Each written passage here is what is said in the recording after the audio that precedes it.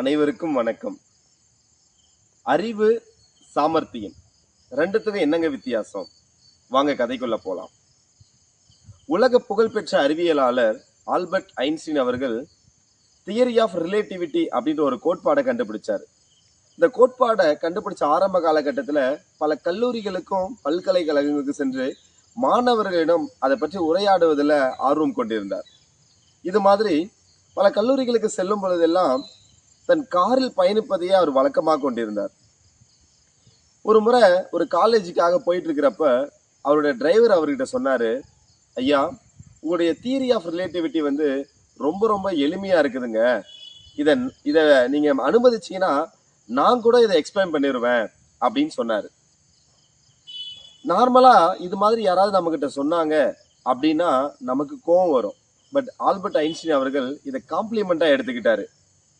Theory of relativity அப்படின்ற நம்மளுடைய கண்டுபிடிப்பை அறிவியல் பின்புலமே இல்லாத ஒரு டிரைவரால புரிஞ்சிக்கக்கூடிய அளவுக்கு நம்ம இதை எக்ஸ்பிளைன் பண்ணியிருக்குமே அப்படின்னு பெருமை அடைஞ்சாரு.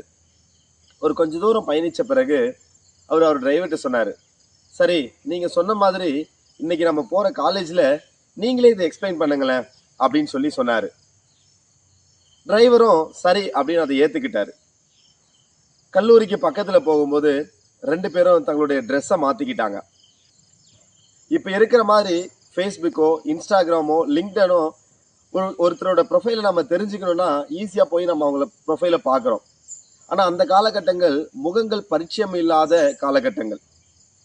ஒருத்தர் நான் தான் அப்படின்னு சொன்னா ஈஸியா நம்பக்கூடிய காலகட்டமா இருந்தது.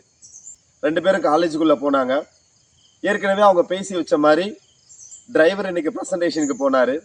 தன்னுடைய டிரைவர் எப்படி ப்ரெசன்டேஷன் கொடுக்குறாரு அப்படின்னு பார்க்கறதுக்காக ஆல்பர்ட் ஐன்ஸ்டீன் அவர்கள் கடைசி லைன்ல உட்காந்து பார்த்துக்கிட்டு இருந்தாரு.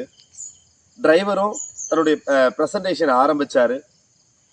ஐன்ஸ்டீனுக்கு ரொம்ப ஆச்சரியம்.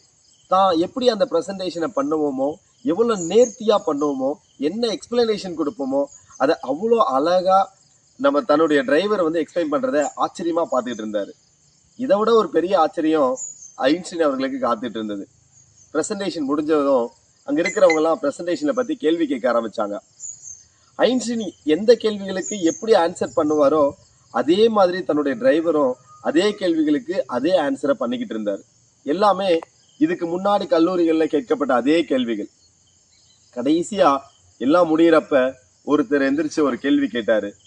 அந்த கேள்வி இதுவரை ஐன்ஸ்டீன் எதிர்கொள்ளாத ஒரு கேள்வி. டிரைவருக்கும் இது புதுசு. டிரைவர் அப்படியே ஒரு நிமிஷம் யோசிச்சாரு. இந்த கேள்விக்கு எனக்கு பதில் தெரியல அப்படின்னு சொன்னோம் அப்படின்னா ஐன்ஸ்டீனோட பேர் கெட்டு போயிடும். நான் ஐன்ஸ்டீனே இல்லை அப்படின்னு சொன்னா மொத்தமும் கெட்டு போயிடும். ஒரு நிமிஷம் யோசிச்ச அவரு, இந்த கேள்வி ரொம்ப ரொம்ப சுலபமான கேள்வி, இதுக்கு நான் பதில் சொல்ல வேண்டியது இல்லை, என்னோட டிரைவரே பதில் சொல்லுவாரு அப்படின்னு சொல்லி ஐன்ஸ்டீனை பார்த்து கை காமிச்சார். ஐன்ஸ்டீனுக்கு மிகப்பெரிய ஆச்சரியம். இவ்வளவு நாள் தியரி ஆஃப் ரிலேட்டிவிட்டியை அவர் கேட்டு கேட்டு கேட்டு அவர் உள்வாங்கிக்கிட்டது அறிவு. ஆனா ஒரு நெருக்கடியான சூழ்நிலையில அந்த நெருக்கடியான சூழ்நிலைய தனக்கும் பிறருக்கும் எந்த பாதிப்பும் இல்லாத வண்ணம் அந்த சூழ்நிலையை எப்படி அவர் கையாண்டாரு அப்படின்றதான் அவருடைய சாமர்த்தியம். அதை பார்த்து ஐன்ஸ்டீன் ரொம்ப ரொம்ப ஆச்சரியப்பட்டாரு, பெருமிதம் கொண்டார். நம்ம படிக்கிற எல்லாமே அறிவு. அதை அந்த சூழ்நிலையில நாம எப்படி கையாளுறோம் அப்படின்றதாங்க சாமர்த்தியம். அறிவை பெருக்கிக் கொள்ளுங்கள், சாமர்த்தியமாக செயல்படுங்கள், வானம் வசப்படும்.